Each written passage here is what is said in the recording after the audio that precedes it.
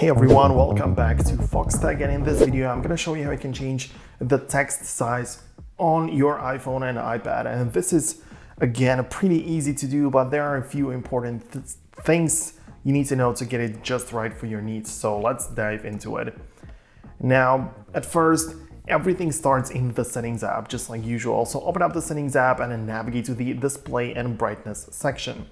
Within this section, you'll find several sliders and options that allow you to adjust the display settings to your preference.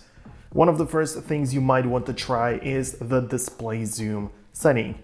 Scroll all the way to the bottom and you will find this option, which gives you two choices: normal and zoomed in. So if you want to make everything on your screen appear slightly larger, select the zoomed option. This can be really useful if you find that the default text size alongside with all other things is too small.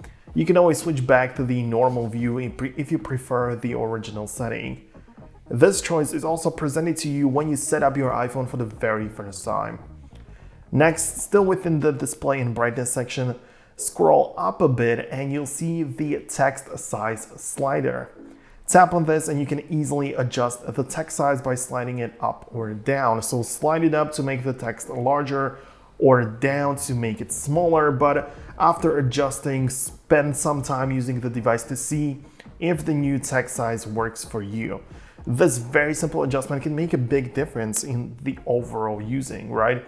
But for those who need even more customization, there is a really nice accessibility feature called the zoom. I use it all the time, and this feature is particularly useful when you need to zoom in on small tags or like small details, but don't want your screen to be like permanently zoomed in, right?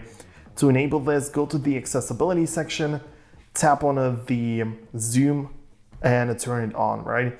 So you're going to be able to double tap with 3 fingers and zoom in and out. It's very useful, and this makes it a lot easier to read or view some small details. So that's about it. Hope you found this video useful. Thank you very much for watching, and I'll catch you in the next one.